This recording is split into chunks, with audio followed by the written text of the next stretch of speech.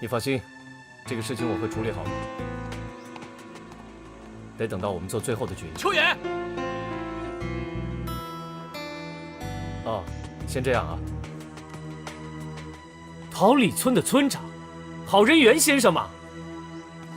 来。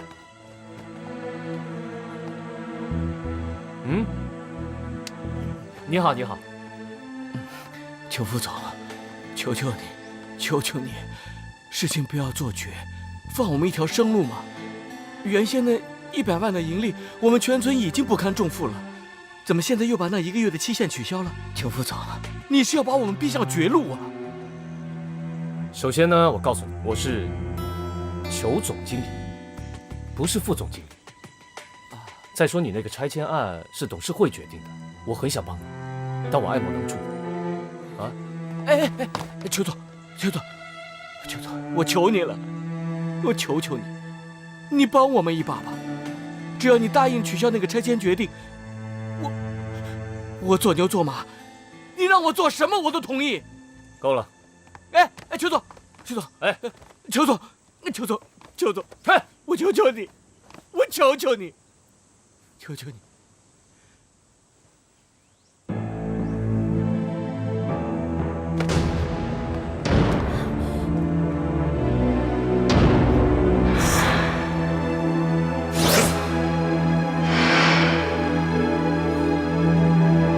邱总，我们桃李村几百口人，世世代代生活在这，这是我们的根。我求你了，不要做的这么绝情啊！少给我来这套！我最讨厌看男人这样子，一点尊严都没有。我跟你说过了，这是董事会的决议，我想改也改不掉。哎，邱总，我求求你，我求求你！哎呀，怎么样啊？怎么没人接呀？哎呀，什么事？急死人了都！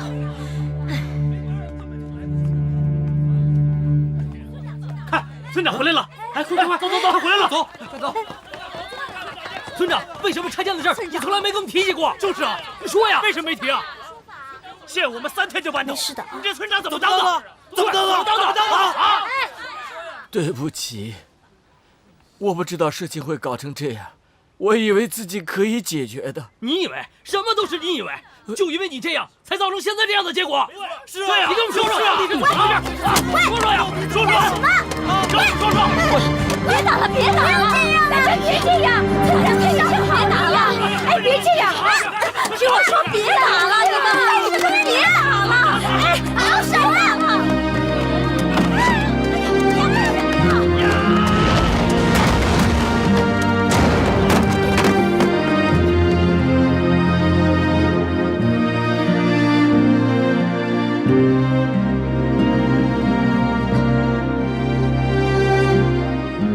闹啊！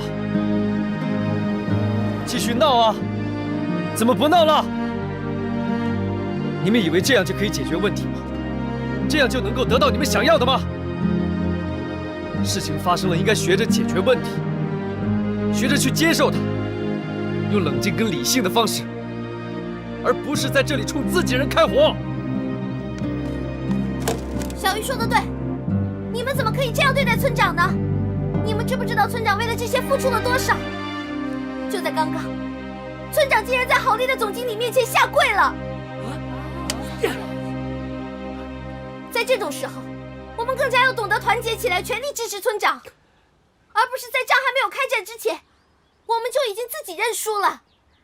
我们应该在这个时候跟他团结起来，一起开战呢。对不起。真的对不起，是我拖累了大家，是我不自量力，连累整个桃李村到今天这个田地。小鱼说的对，我早该接受现实。大家放心，我会跟郝里好好协调，给各位争取最大的补偿。对不起，村长，是我们错怪你了。谢谢，谢谢各位乡亲一路支持我，容忍我到现在。谢谢。哎，村长，别这样，别这样，村长。哎呀，好了好了，村长都已经道歉了，而且他也答应为大家争取最好的赔偿条件。大家回家等待消息，你们耗在这里也是没有用的。回去吧，大家都回去好吧？大家都回去吧，回去吧，回去吧。先走吧。对不起，对不起，村长。总会解决的。哎，回去吧，回去吧。走，回去吧。村长，你没事吧？没事吧？我们回去吧。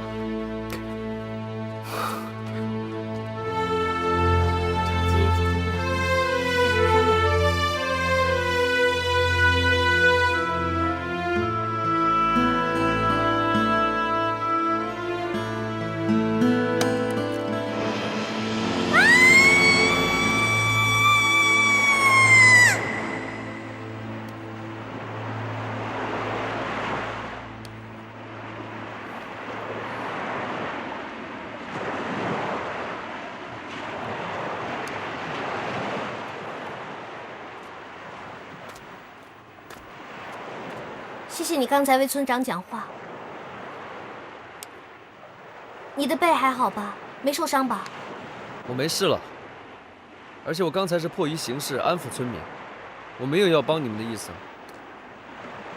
什么？本来就是嘛。即使现在这么做了，希望还是非常小。而且渔村现在的状况，一个月根本不可能赚到100万，做了等于没做，干嘛那么坚持呢？而且渔村拆迁也不一定是坏事啊，可以有另外的选择。真是搞不懂你们到底在坚持些什么。在坚持什么？你不知道吗？就像小学是我爸的梦想，桃李村是我们每一个村民的梦想。就是这一片沙滩，我跟小朋友从小在这里玩游戏、捡贝壳，在这里度过最快乐的童年。甚至现在桃李村的每一棵树、每一朵花都是我们亲手种植的，这里有我们最美好的回忆。你让我们怎么放弃？怎么能放弃？就算现在只剩下沙粒大的希望，我们也应该竭尽所有的努力，不是吗？我不知道嘛，你说这些对我都没什么感觉。你当然不会有感觉了，因为你对桃李村根本就没有任何感情，没有任何的记忆。我真傻，我怎么会以为你会懂我的意思呢？可是不就是因为这样，我才能够理性客观地分析这一切吗？然后告诉你，用心考虑接下来的事情才是大家现在最应该做的吗？冷静冷静，如果你真的冷静的话，你刚才为什么要帮我挡桶啊？我怕你受伤嘛。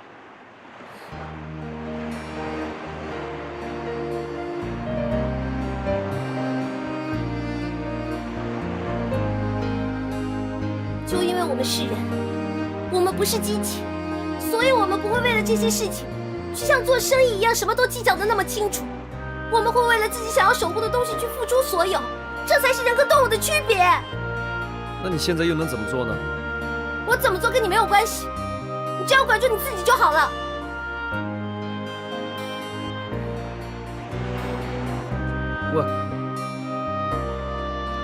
你不要以为失去了记忆，连新的方向也一起失去了，那样你活着还有什么意义啊？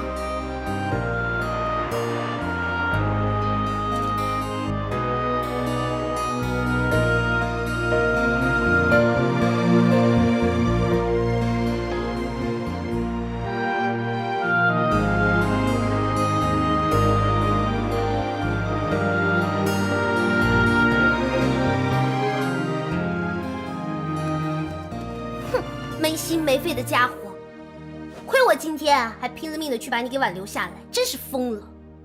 唉，怎么办啊，刘小贝，一点办法都没有，真是没用。不行不行不行，必须得想出办法。哎呀，怎么办呢？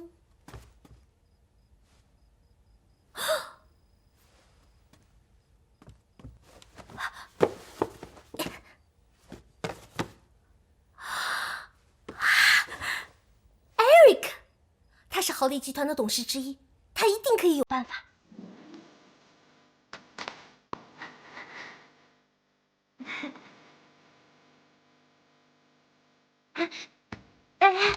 你好，小姐。你好，请问你知道艾瑞克在哪吗？你没看新闻吗？艾瑞克已经宣布暂时退出娱乐圈了。我们豪利他也好久没有来过了。退出娱乐圈？为什么？你问我，我问谁去啊？自从没有了他，我连电视机都懒得开了。那你知道他去哪了吗？我要是知道的话，我早就把他绑回来了。哦，谢谢啊。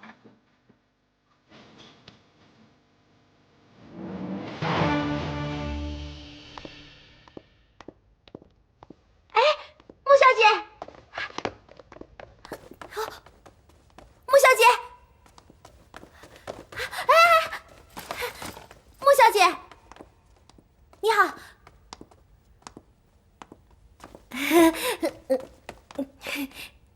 穆小姐，你好，你还记得我吗？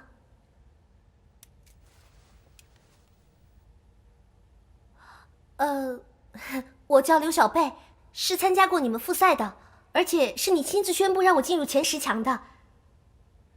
你真的不记得我了？这么有个性的选手，我怎么会不记得呢？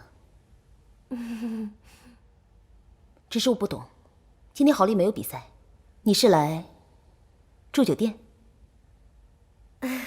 我哪有钱住酒店啊？我是想说，我觉得你好像跟艾瑞克挺好的，我想请问你知不知道他去了哪里？我找的有事情。艾瑞克？嗯。你怎么知道我们很熟啊？虽然他没有亲口告诉我，但是我看得出来，你对他很重要。我现在很忙，没办法帮你找他，我先失陪了。哎，等一下，我真的有很重要的事情找他。如果我今天找不到他的话，我可能就会失去我觉得我这一辈子当中最在乎的东西。所以你要是知道的话，求求你告诉我好不好？什么东西啊？你都知道的，你们豪利现在要强行拆除我们村子，我实在找不到其他的办法，所以只能过来找艾瑞克了。董事会的决定几乎是不可能逆转的，你找谁都没用，连我都改变不了的事情，你又能怎么样？别想太多了，放弃吧。你也是说几乎对不对？那就证明并不是完全毫无希望。那只要有1%的希望，我就会付出100%的努力。你凭什么这么理直气壮啊？难道你不知道自己的处境吗？我当然清楚，正因为我更清楚桃李村在我心目中的位置，也正因为我比其他人都更在乎，所以我更不能轻言放弃。虽然在乎并不能改变一切，但它至少可以变成力量，让我去保护好我的家园。如果你真的不知道艾瑞克在哪里的话，那也没关系，我可以再寻找其他的办法。但是在最后一刻没有到来之前，我是不会放弃的。谢谢你，再见。等等，别误会，我只是想知道，你那个最在乎的东西，会给你带来多大的力量。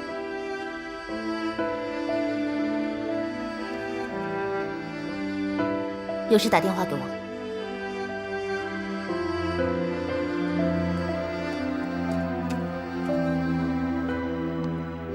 谢谢。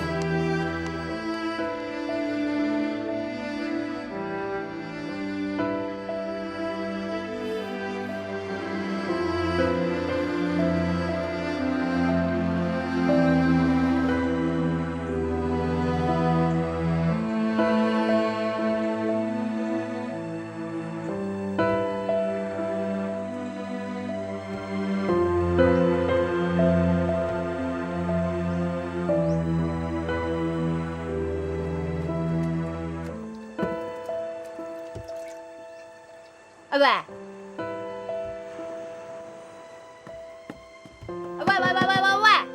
很闲吗？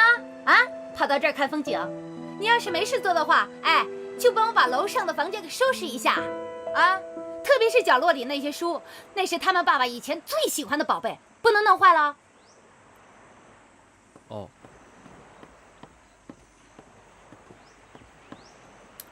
喂喂喂喂喂，快去啊！快去！哦。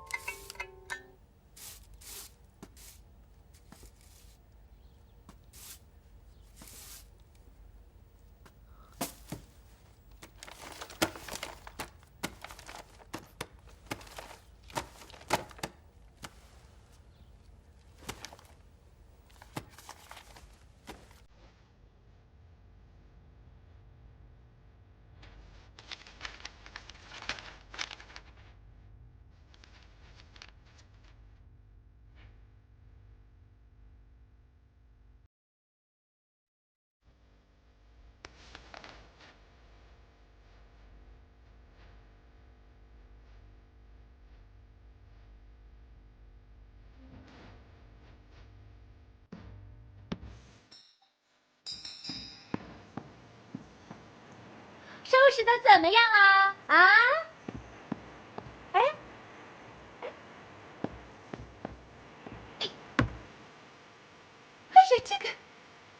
这个死小鱼，让他收拾房间跑到哪儿去了啊？小鱼！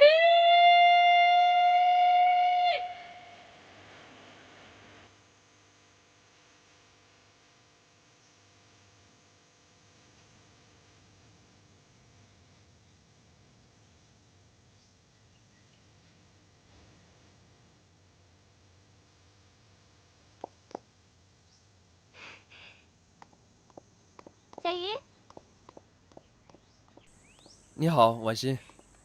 江大，你太好了，我正要找你呢。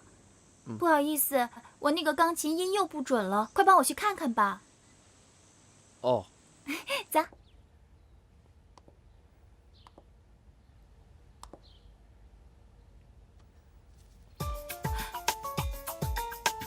卡在钢琴里了，难怪。奇怪，它怎么能卡在里面呢？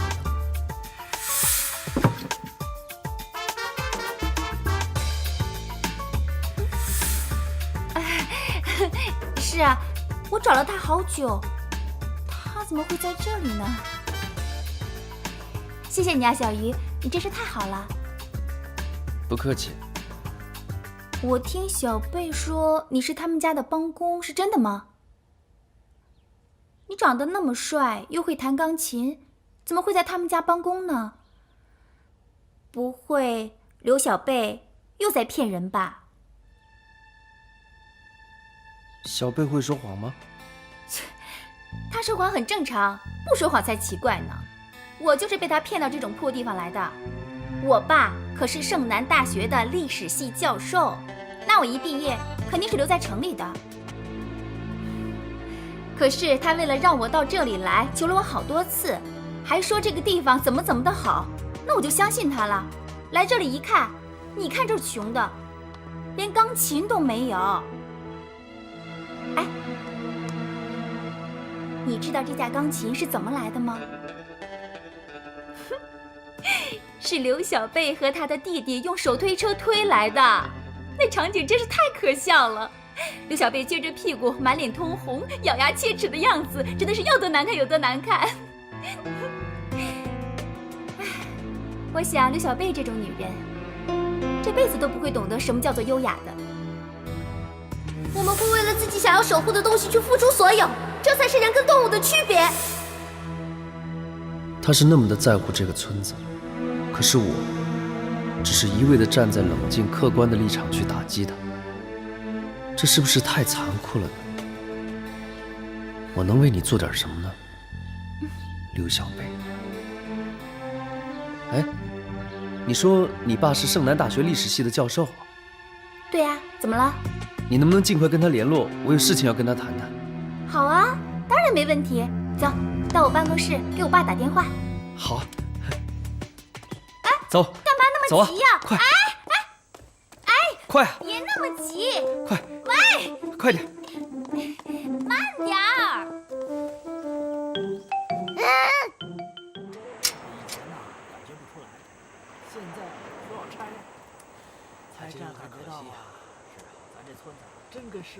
哎，回来啦！妈，没有希望了。啊，怎么了？我找不到艾瑞克，他退出娱乐圈了。哎呀，哎，好了啊，别担心了，天无绝人之路，一定有办法的。歇着去吧。哎，菜来了啊！哎，我跟你们说啊，今天这道菜我改良了一下，你们尝尝口味怎么样啊？哎，好嘞，没事儿。哎呦，你又怎么啦？妈，我没希望了，我的晚星跟人走了。啊？你进来一个说没希望了，又进来一个也说没希望了，那希望都跑到哪儿去了啊？啊，一个个都给我打起精神来，干活去！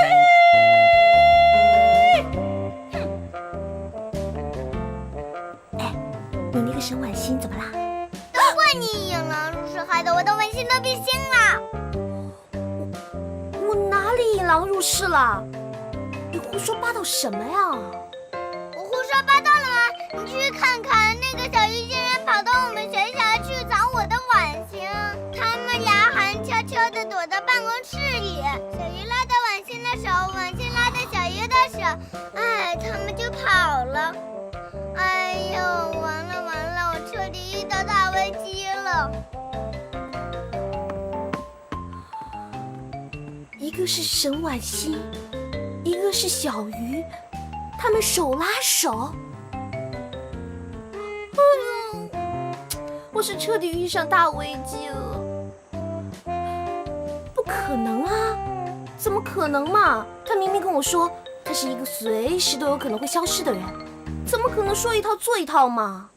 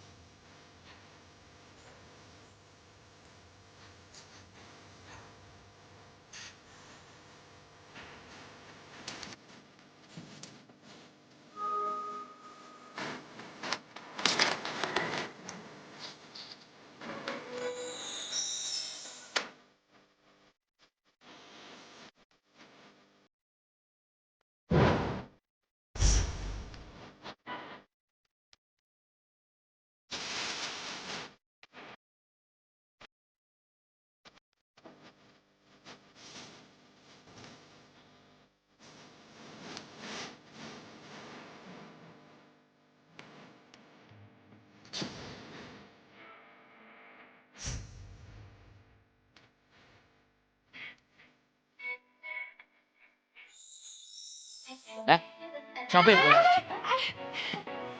哎，小贝啊，那个你不是去给沈老师送饭去了吗？是不是看见小鱼也在那儿啊？啊，你知道还问我干什么？啊，他们俩真的在一起啊？我怎么知道？你不会自己去问他们啊？哎呦，你干什么？不是，你们俩之间，你们，我跟他什么都没有啊！你不要把我跟他扯在一起啊！哎，小贝，你们家小鱼怎么回事啊？我们的村子明天就要拆了，我们都在想办法怎么救桃李村。他倒好，每天和那个婉欣老师谈情说爱。明天把村子拆了，我看他住哪儿。就是嘛，我还以为他是个热心肠的好青年呢，我放这桃李酒店都不管了，过来商量怎么办。结果他倒好，连个人影都不见了，这叫怎么回事嘛？啊！好了好了，算了算了，都怪我。哼，原本还指望小鱼能帮上什么忙呢。不，你们说说，小鱼为什么非要挑到这个时候呢？啊，你知道村子里那些人说的有多难听吗？啊，哎呦，外人他就是外人呐，事不关己，高高挂起。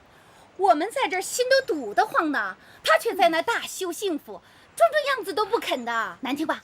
难听吧？难听吗？他们说的很对啊，他本来就是一个没有心的人嘛，不要指望他，我们靠自己也一样可以保护好村子。我上去换衣服，等一下再来找你们聊。哎，这。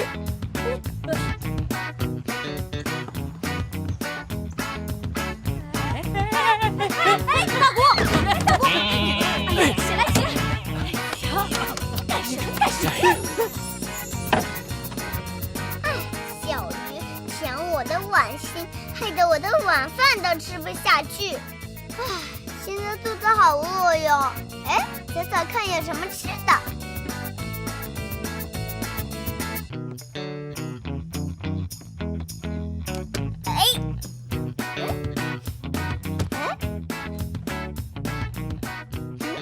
什么味这么香啊？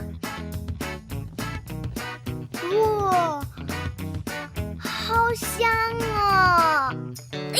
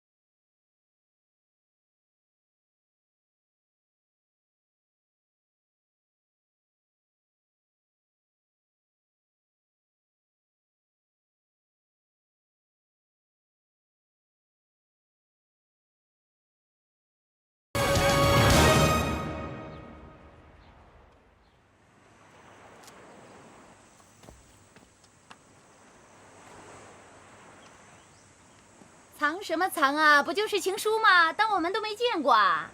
这你就不知道了吧，妈？啊，人家这种人啊，怎么能跟我们比呢？就算是情书，一大不一样哎。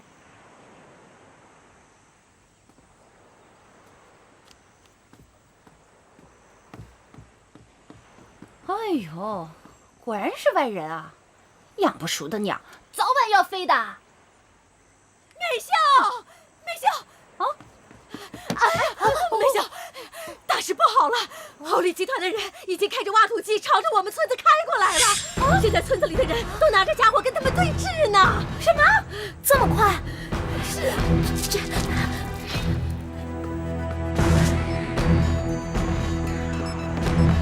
喂，等一下，你干嘛？你干嘛拉着我啊？你自己没心就算了，不要拦着我好不好？走开！不是，等一下。哎呦，干什么？你先看清楚这个再说嘛。我对你的感情问题没有任何兴趣，走开啦！你先看嘛。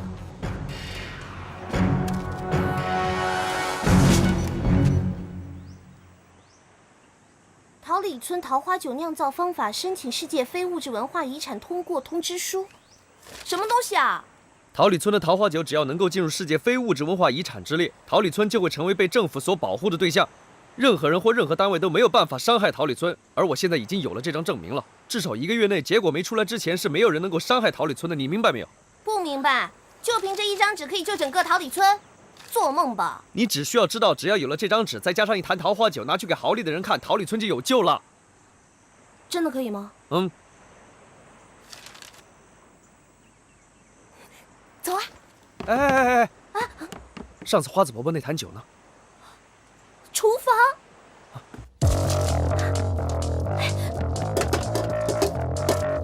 酒呢？我明明记得是放这里了嘛！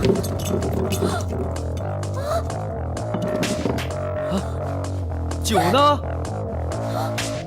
哪个小人偷喝了我的酒啊？小人！刘小宝！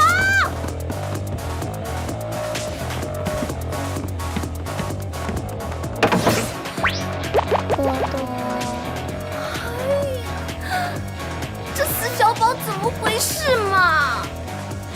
现在只能去花子婆婆那儿再去拿一瓶酒了。但是来回的话，时间上至少要1个小时，肯定来不及的。你先想办法拖住那帮人。啊，对了，我想到一个好办法。啊？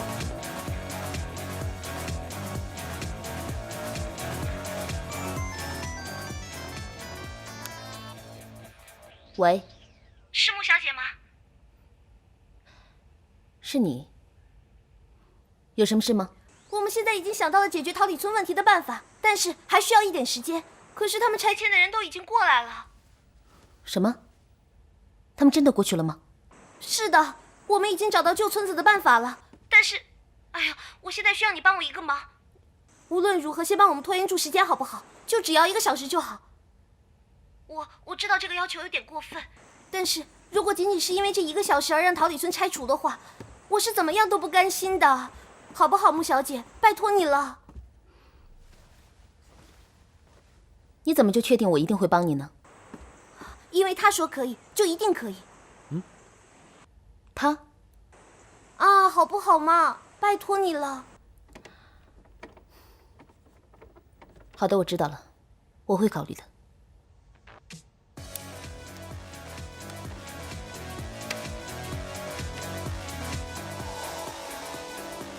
哎，你打给谁啊？他说什么？不知道哎，但是不知道为什么，我总觉得我很相信他，因为我觉得他可以帮助我们。他是谁啊？哎呦，反正到那边你就知道了。哎呦，走了走了，快点，来不及了，快点啊！快点！哎呀，好，陶丽现在所做的，在各位眼中也许是破坏，但是等影视度假村盖好之后，你们会为现在的让步感到骄傲。拆迁不等于破坏，我们是为了增加更多的就业机会。你们的住房问题，我们会竭尽所能，当然，也不会给你们造成任何麻烦。你的行为也太无视我这个占了12%股份的股东了吧？你要知道，我穆之晴最不喜欢的就是瞒着我做事情。我并没有瞒着你吧？上次董事会，你不也在场吗？这是你当时发的决议通知吧？你看清楚。有话就直说嘛，干嘛拐弯抹角？通知上面写着3天后才能拆迁。那又怎么样？3天之后不就今天吗？没错，如果我没有记错的话，发出决议通知的时候是12号的上午12点，现在是11点。所以为了维护你裘代理总经理的威严，我奉劝你，还是准确按照时间来进行执行，不然由此引发的一切后果，都由你一个人来承担。好，不过就1个小时吧，我就给你1个小时。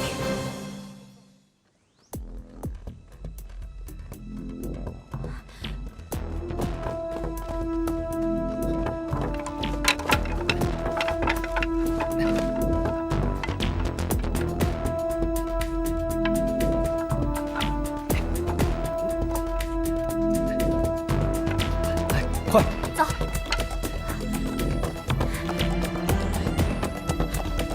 哎，这有个大的。哎，这里有啊，拿这个。走啊！等我一下。来，快上去。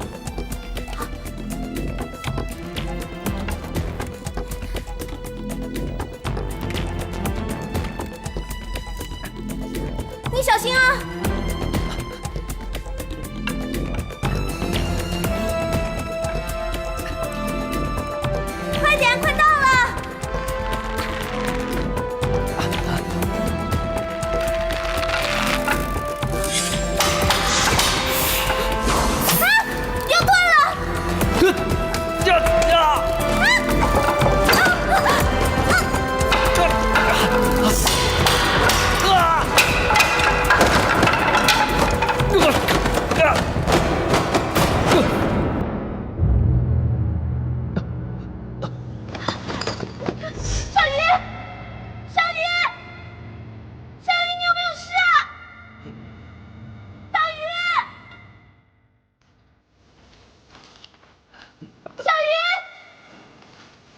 那你回答我！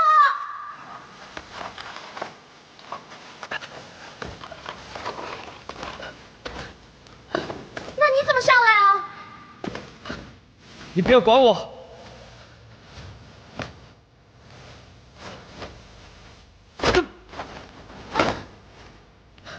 通知书在里面，你拿着它和桃花酒一起回去，一定要赶在动工之前。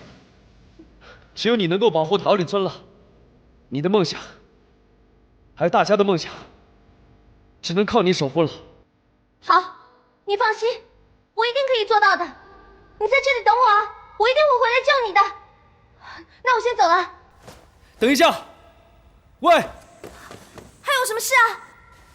他们这次来，一定做足了准备的，所以，就算我们有桃花酒的申遗通知书，他们也一定不会屈服。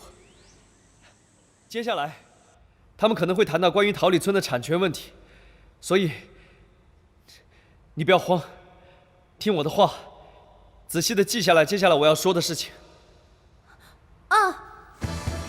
顾总监，希望半个小时之后，你不要再找任何的理由阻挡我们豪利自己人的角度，可以吗？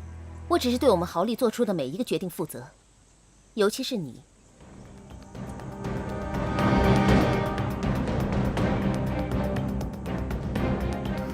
刘小贝，希望你不会让我对你的信任变成一场笑话。拜托，千万要赶得及。小鱼为我们做了这么多，还被我们大家误解。如果失败了，他一定会很难过的。那天，我看到你爸爸有一本联合国非物质文化遗产名录的书，里面还有他记录桃花酒酿造方法的笔记。你爸爸一定很早就有要帮桃花酒申遗的打算了，只是还来不及实施就去世了。后来，我无意中得知，沈婉欣的父亲是盛南大学历史系的教授。当然了，我爸可是盛南大学的历史系教授。盛南大学历史系一直以来都在负责中国境内申遗项目的鉴定工作，所以我才请他父亲帮忙筹备桃花酒酿造方法的申遗工作。你想想，那么有地域特色而又濒临失传的酿酒绝艺，如果证实与桃李村的桃花水质有关，只要我们能够申遗成功，哪怕只是得到候选的资格，得到政府部门的保护，那么至少在1个月内，桃李村是完全没有人可以动的。曾经一度，我以为自己会失败，但是最终，我们还是拿到了通知书。虽然我不知道那是不是我在乎的，但是我知道那是你在乎的。所以那一刻，我确定自己和你一样，感到很快乐，很满足。小玉，谢谢你，我一定会成功的。为了我们大家想要守护的东西。虽然我不知道我想守护的是什么，但是我知道那是你想要守护，我会帮你守护你的一切。我们已经获得了申遗的候选资格，你们是没有权利动桃李村的。桃李村桃花酒的酿制方法已经获得了世界非物质文化遗产的候选资格。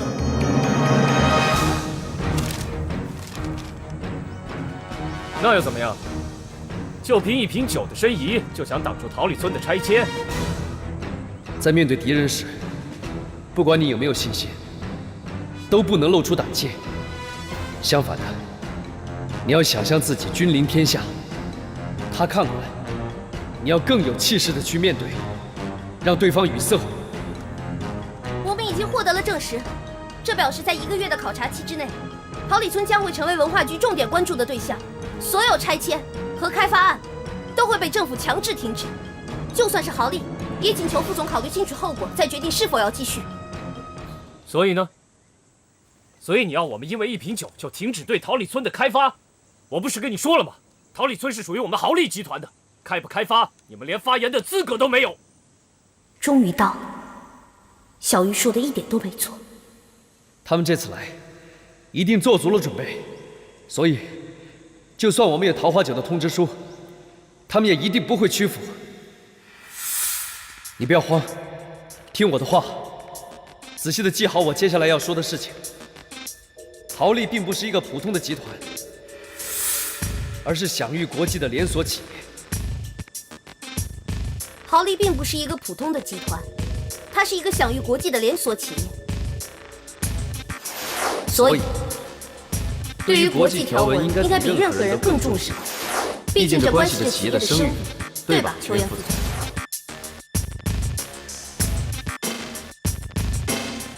为了维护世界遗产权益，联合国教科文组织于1972年通过的《保护世界文化和自然遗产公约》有着明文的规定，并建立了监测机制。国家政府有责任严格保护世界独特的文化遗产，在必要的时候采取严格的措施，以确保其安全。需要我一条一条的列出来给你过目吗，邱岩副总？恐怕我列的越多，对豪利的形象越是不利。毕竟这件事情闹上了国际，豪利将要怎样面对四面八方带来的舆论？毕竟保护文化遗产，大企业所需要承担的责任形象更重要。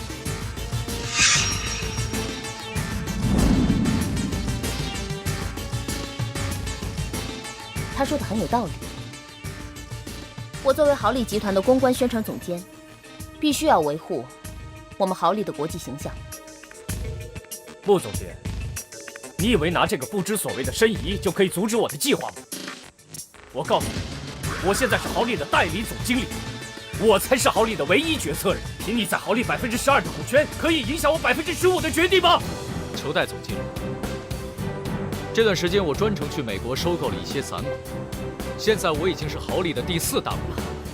虽然我和穆总监不能代表整个豪利董事会，但是现在在这个位置，你已经没有任何资格做任何决定了。你平常不是不管事的吗？哼，今天这么有兴致。既然你现在问我了，我就正式向你宣布，从今天开始，我将正式入主豪利，成为豪利有实权的大股东。你，裘代总经理，你做的任何一项决定都必须通过我这个占有18%股份的股东同意。你什么意思？我的意思是，从明天开始，我将正式在豪利上班，请裘代总经理务必查收邮件。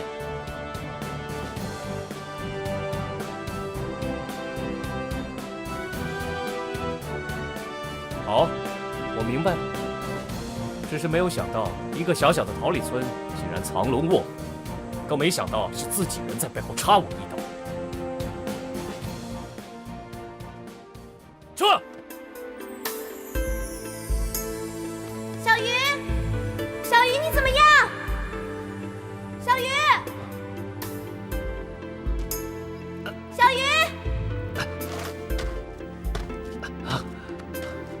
小鱼，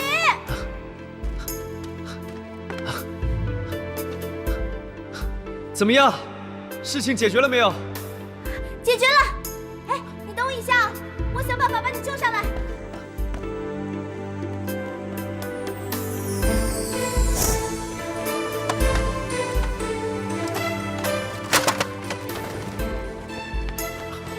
喂，你抓紧这个，我把你拉上来。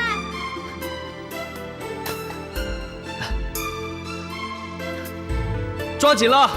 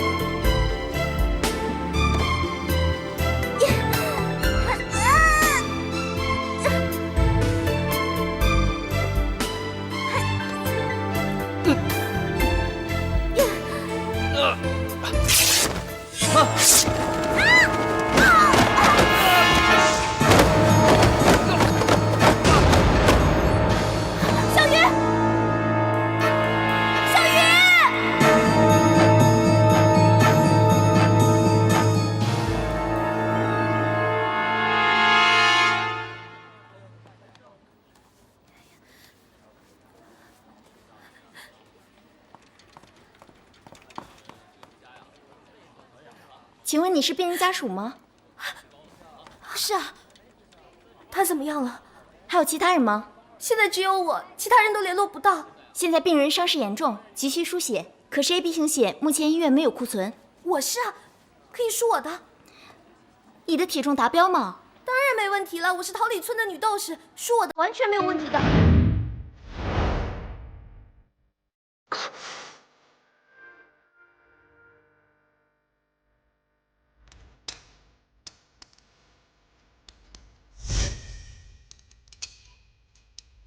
我的人生仿佛就是你在海边救起那刻才开始，所以我现在唯一能够相信的，就只有你。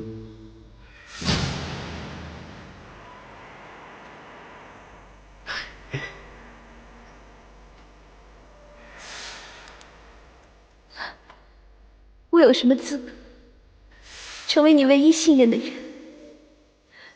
小雨，求你也给我一次机会，让我对你好。你不要有事，你一定要好起来。你是不是喜欢我？不是小姐，我不管你抽100cc 还是1000cc，就算把我全身的血都抽干都没有关系。我求求你，一定把他给救过来。好，我们一定会尽全力救他的。我说我什么都可以。你别太激动，一定要平静下来啊。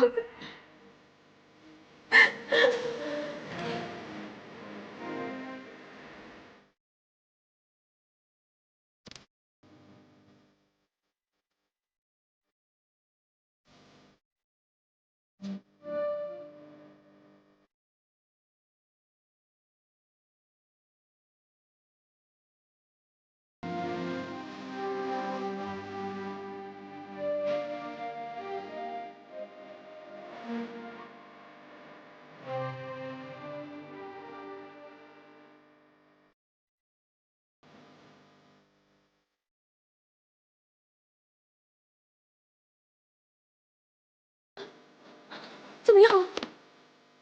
我知道你输很多血给他，但是我们已经尽力了。不可能！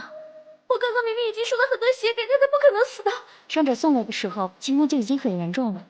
对不起。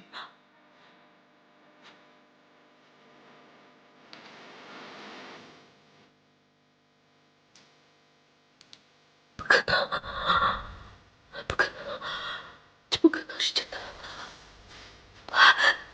小鱼，小鱼，你快点起来！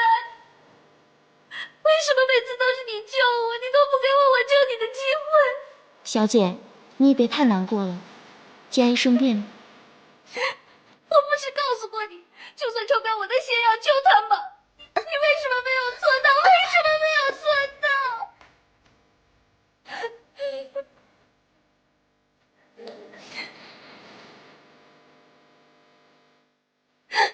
他仅仅是我一个人，没有了我，他连去哪里都不知道。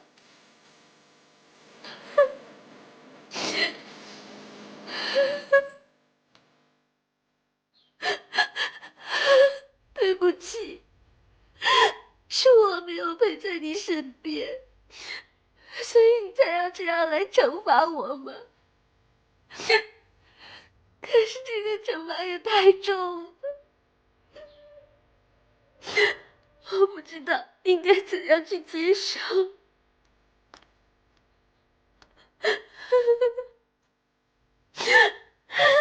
小鱼，现在只有你一个人，你会不会害怕？你会不会很想念我？我现在才知道，你的存在对我来说有多么的重要。我不知道你那么在乎我。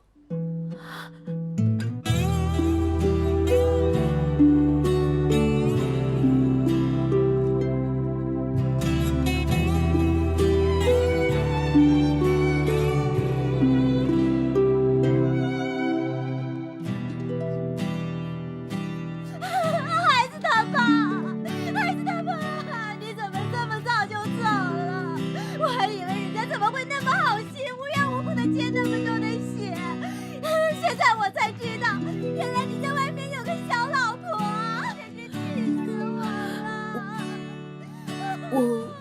我刚才说的话，你都听到了。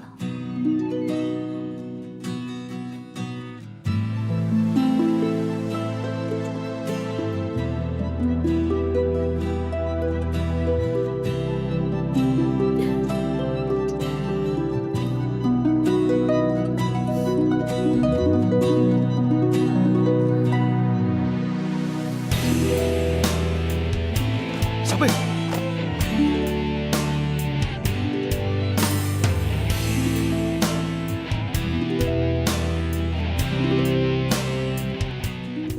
我是在做梦吗？是谁在抱着我？那么的小心翼翼，那么的温柔贴心，好像在他手里的是世界上最宝贵的珍宝。没走，你的伤没事了吧？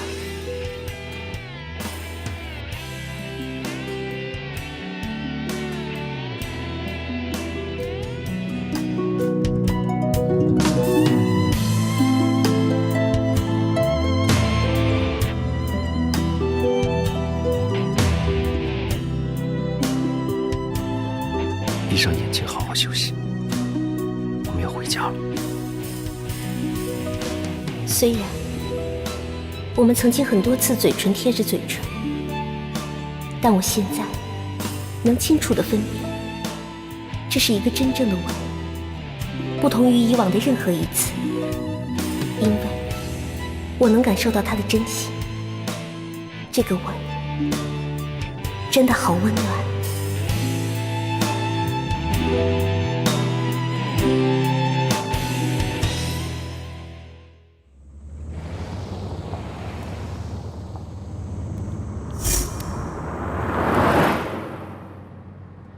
怎么？你不是有很多问题想问我吗？怎么不问了？你不是打算好了要解释的吗？何必我开口？哎，还是知情最了解我。既然早就做决定了，为什么不早说呢？你又不是不知道我季如风在做任何事情，在没有把握之前是不会告诉别人的。那你连我也不说吗？你知不知道我担心我？没有。我只是担心，你要是退出娱乐圈之后，我们豪利代言人选拔活动就没办法继续了。如果你觉得这个理由你能接受的话 ，OK。季如风，你不要以为自己有多了不起，你也不要以为我离开了你什么都做不了。我告诉你，我不会感激你的。如果你下次要消失，就消失得彻底一点，不要再回来，也不要再出现在我面前。我不需要你。我根本就不需要你。好吧，是我赖着你总行了吧？我就是想跟着穆总监你，离开了你我什么都做不好，所以我只能回到你身边啊。豪利也好，地狱也好，只要你在我身边啊，我就当是天堂。你呢，就是我的天使。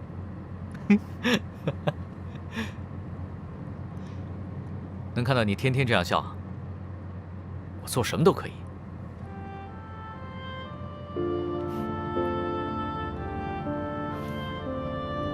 知情，你听懂我的真心了吗？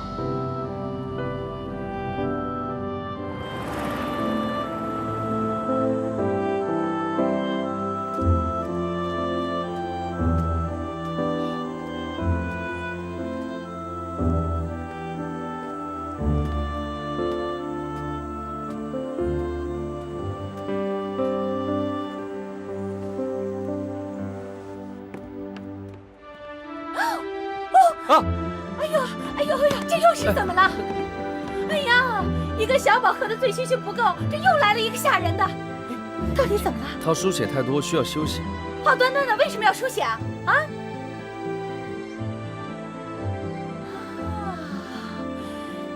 你把我的宝贝怎么了？是不是为你输血啊？啊？你说你一个大男人，让这么一个弱不禁风的女子为你输血，你妈，你怎么可以这么说小鱼啊？他才是保住我们桃李村的人。他为了保住我们的桃李村，他跟沈婉欣去申请非物质文化遗产，我们之前都错怪他了。他才是我们桃李村的英雄，你不能这么怪他，知道吗？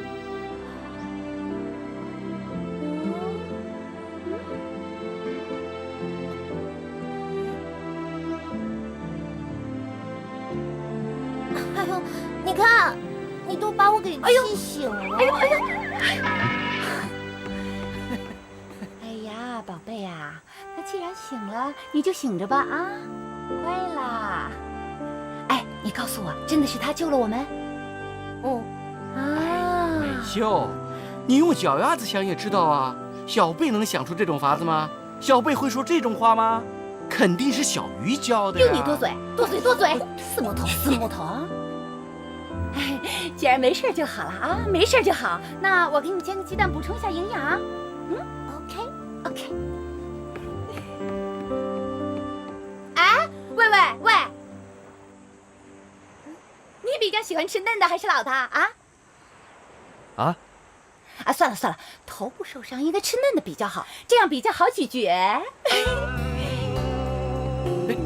咀嚼。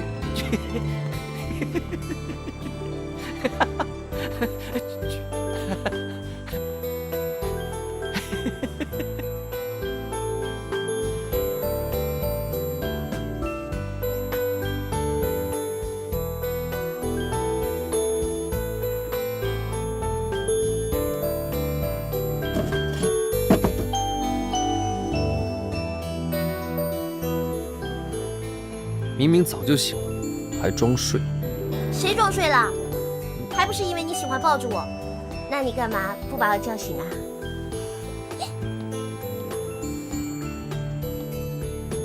小宝啊！你竟敢把鸡蛋给我偷吃光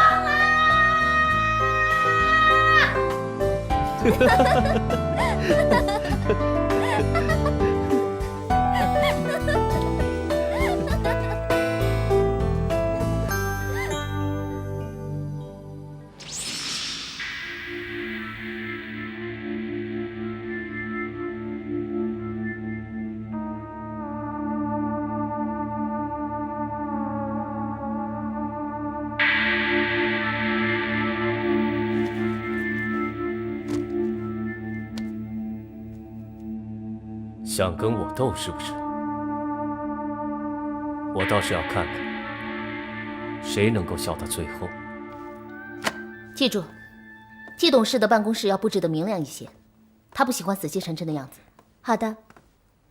还有，要准备咖啡机和新鲜的咖啡豆，他喜欢自己煮咖啡。原来穆总监对我的兴趣那么了解呀！哼，下去吧。是。怎么，这么早就到公司报道了？如果每天都能见到你啊，我住在公司都没问题。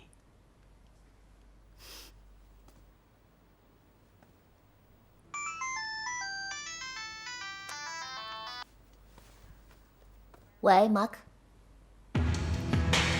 什么？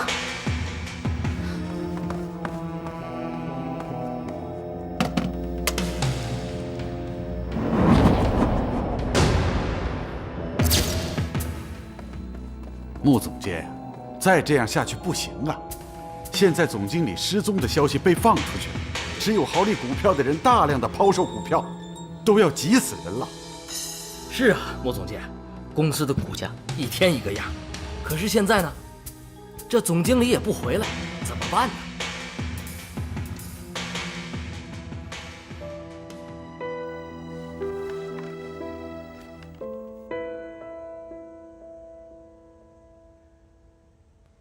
所以你让我放弃项家，去支持你。项主席现在卧病在床，项天琪又生死未卜。虽然幕后有穆总监的全力支持，但这也不是长久之计。现在公司群龙无首，决策无章，接下来的后果，我想穆董应该比我清楚吧。话说的没错啊，可是知情和天琪这么多年的感情，况且已经谈婚论嫁。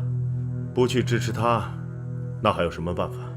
我知道他们有感情，问题是现在向天琪失踪，生死未卜，穆董把自己女儿一生的幸福交给老天爷安排吗？这个稳赔不赚的生意，穆董不会没想到吧？可是我凭什么相信你，支持你呢？穆董，你很了解我，咱们在商言商，一句话。只要我能够正式当上豪礼的总经理，未来穆家的利益将会是我的第一考量。再说，我如果能够顺利拿下桃李村，这桃李村的建设案就由你们穆家进行，我们2大集团合作能获取更大利益，这不是两全其美吗？天启没有死，他会回来的。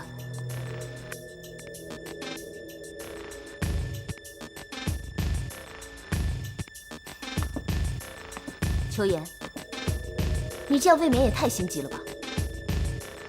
知情，裘言说的也不无道理。天启回来的可能已经是微乎其微，我劝你也不要再坚持什么。再者说，咱们公司不能一日无手，这样会影响到咱们公司营运的。爸，这段时间我经营得很好，公司的运作也一切正常。在天启回来之前，我不希望任何人破坏他的一切。你这孩子就是固执，你也不想想，就你在豪利的那点股份，你能做什么呀？知情并不是一个人，他还有我。我和知情现在是以情人身份在交往，我们的利益是一体的。说起股份来，我的股份加上知情的股份，绝对是多过裘言。伯父，您还有什么可担心的？您不需要选择向天琪和裘言任何一方，您只要站在您女儿身边，您想要的都可以给你。伯父，您是愿意相信您女儿和我，还是愿意相信裘言呢？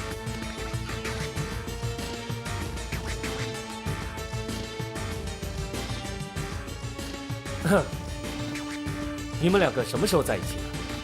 我怎么不知道啊？我们的感情问题，应该不用跟你交代吧？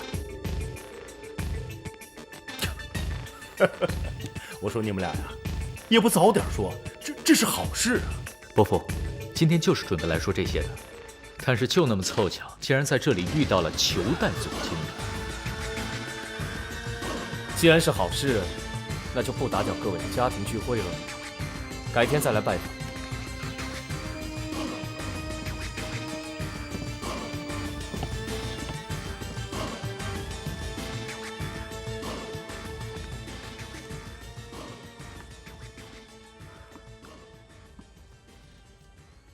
好了，人都走了，你们俩说实话吧。伯父，我们说的都是实话，请您相信我们。今天来最想跟您说的就是，为了稳固豪利的局面，所以我们明天准备在我的公主决赛里面召开新闻发布会，实际上就是借机向大家宣布豪利一切都是正常的，稳定股价。同时，我想借机告诉所有的人，我和知情的恋爱关系。请您放心，我也希望得到您的祝福。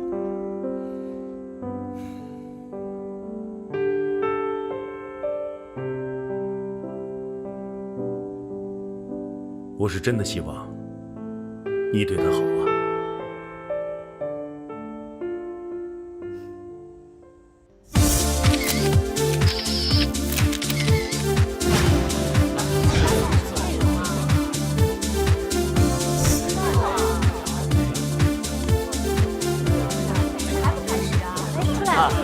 各位媒体朋友，大家好，请大家稍安勿躁，我们的主角王子马上就到了，谢谢大家。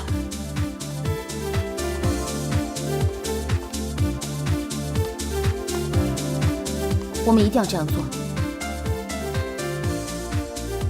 对吗？放心的把一切都交给我。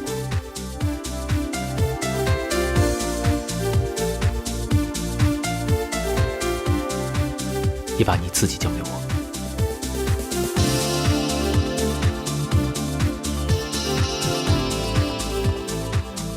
今天的内容啊，将会极其的精彩啊！哎，你们看谁来了？来，大家请坐，请坐，请坐。大家都请坐吧。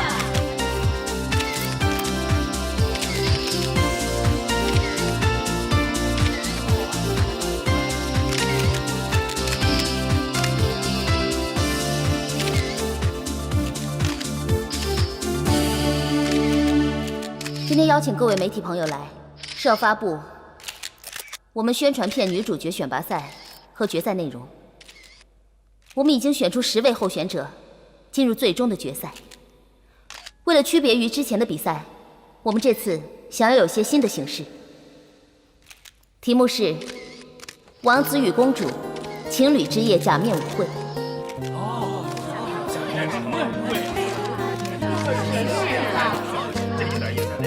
每一位公主都希望有一位王子的陪伴，才能体现出公主的高贵。在决赛当天，每一位参赛选手都需要邀请一位男伴来作为自己的白马王子。男伴的表现将会是决赛的关键。届时，我们将要邀请各位媒体朋友出席指导。谢谢。穆总监，最近豪利的股价因为向总经理失踪的谣传而大跌，请问豪利选择在这个时候举办这样的活动，是不是有其他的目的呢？没错，某些人利用向天启总经理暂时离开、散布不利于豪利大局的谣言，确实对我们造成了一定的影响。而这次正常举办活动，就是击破谣言最好的证明。在此，我郑重告诉大家，不仅我的公主选拔活动，豪利所有的大小工作都会顺利进行。那么，请问一下季如风先生，你刚刚宣布退出娱乐圈，现在又与穆之晴小姐一同出现在这个发布会的现场，请问您的身份是什么？你都叫我季如风先生了，那我现在的身份当然是这次举办者豪利的董事了。当然，拍摄宣传片的时候，我一样是你们的 Eric， 那将是我暂告娱乐圈后唯一的演艺活动。那请问您退出娱乐圈，重新回归豪利，是不是为了穆之晴小姐呢？之前传言向天启总经理和穆之晴小姐的订婚，因你抢婚而取消。你们俩现在是什么关系呢？这么私人的问题，不是很方便回答。请问穆小姐，向总经理的暂时失踪是否与这次的订婚突变有关？他到底去了哪里？是不是因为感情问题突变而独自疗伤去了呢？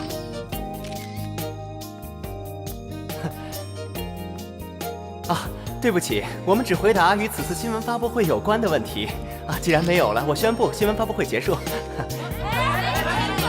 不好意思啊，诸位，不好意思，对不起。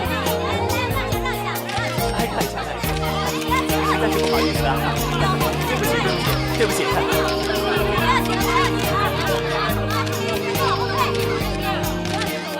哎，大明星艾瑞克横刀夺爱，破坏他们俩的婚礼，最终还抱得美人归，真是好劲爆的新闻呢！真的假的？就是击破谣言最好的证明。在此，我郑重告诉大家，不仅我的公主选拔活动，豪利所有的大小工作都会顺利进行。那么，请问一下季如风先生，看来他们没有撒谎，这样一来，就说明豪利已经在他们手中了。如风也算有魄力，够聪明，只是天齐生死未卜，这个时候知情和如风在一起，董事长夫人该作何感想啊？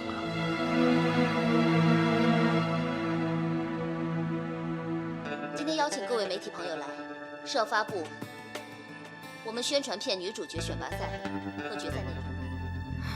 郑天啊， 10位候选者，该放手了，不要让他们像我们一样痛苦。唉，之前传言向天启总经理和穆之晴小姐的订婚，因你抢婚而取消。你们俩现在是什么关系呢？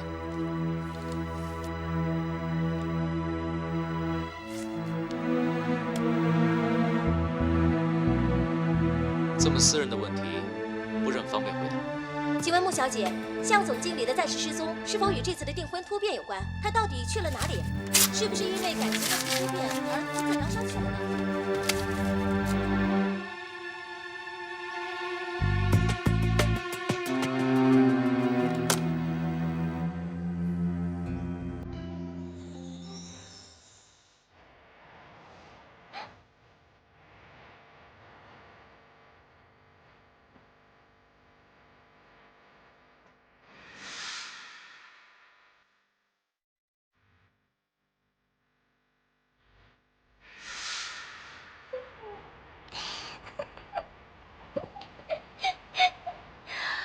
小鱼一直抱着小贝。又在花痴那个 Eric。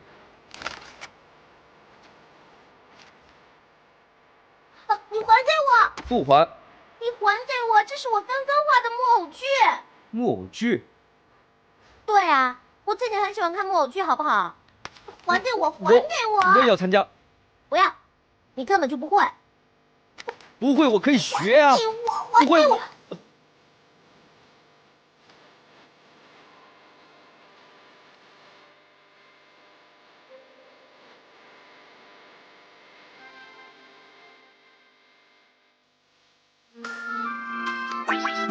限制级镜头不要太多，否则我不会演。来来，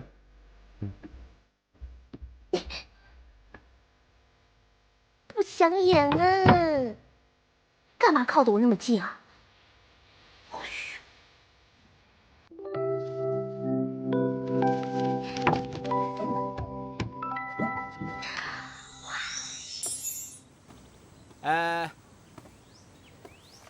关于村子拆迁的事情，特地请大家来这里商量一下，想个办法。那不是已经申请非遗了吗？怎么还要想办法？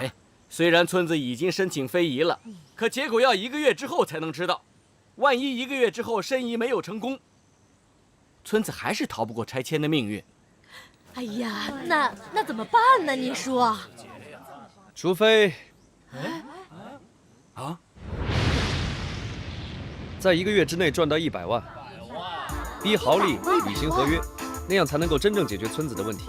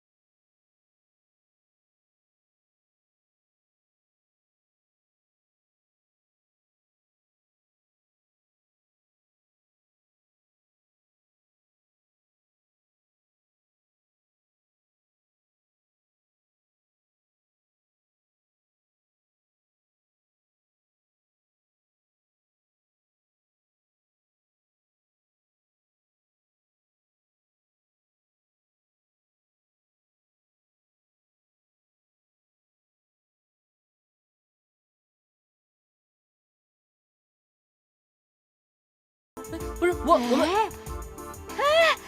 对呀，有小鱼呀！哎，小鱼，你有没有什么办法呀？办法不是没有。你有什么办法？你倒是快说啊！是啊，我只是在想成功的几率有多大。不管几率有多大，我们都要试一试，哪怕就只剩下0.001的机会，到最后还是有可能会成为转机的，对不对？小鱼，快说说。桃花酒。桃花酒。我们可以通过卖桃花酒赚到这笔。什么呀？小鱼，桃花酒。哎呦，快说说。说出来这个呀？真的吗？真的可以通过卖桃花酒赚到100万吗？当然不是1瓶2瓶了，而是要把它变成一条产业链，通过包装、行销变成桃李村的明星商品，然后赚到这100万，甚至更多的利润。说的倒是挺好的，但是我们要怎么做呀？对呀。如何实现利益最大化，是现在的企业商业运作遇到的永恒问题。而利益的实现是由产品本身的品质、认知度、知名度等多项原因所决定。宣传包装才是王道。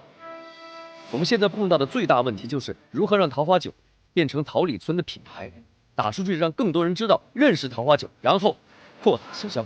说了半天怎么没说嘛？你到底有没有办法啊？举办文化季。文化季？什么？文化季？对，文化季是什么呀？主要的目的就是把活动做大，吸引媒体的注意，然后利用这次的宣传活动推出我们的桃花酒，打响品牌。哎，这个办法好。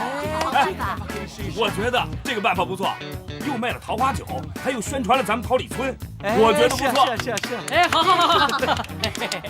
但文化季需要有一个主题，我觉得桃李村桃花酒用恋爱这个主题最合适不过了。好啊，我觉得这个主题很好。那好，我们要把这个主题体现在文化季的每一个细节上。阿妹婶，桃李酒店需要提供情侣套房，用桃花花瓣作为装饰。好。美秀妈妈，在。好在来小吃店要提供情侣套餐，用桃花酒做搭配。没问题。村长，到时候文艺表演就得请你带领大家彩排练习了。包在我身上。村长，婉欣。啊。让学生好好练习合唱，到时候上台表演。行。大鼓。我在这儿。维持治安。对。好，如果我们可以找到媒体的资源，然后扩大行销的话，成功几率就更高了。这个办法是挺好，但是我们并没有媒体资源，要怎么做才能够吸引媒体的目光呢？就是啊。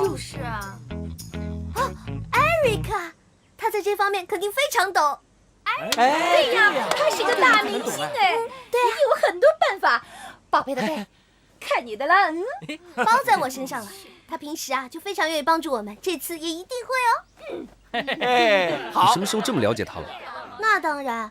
艾瑞克是个很值得信赖的人。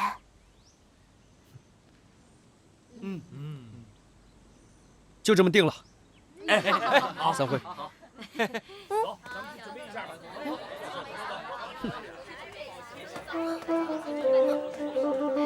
姐，他在吃醋吗？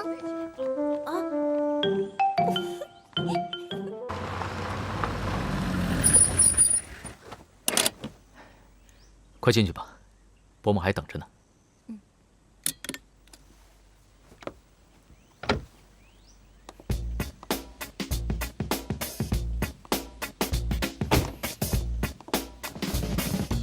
干嘛？小心口才。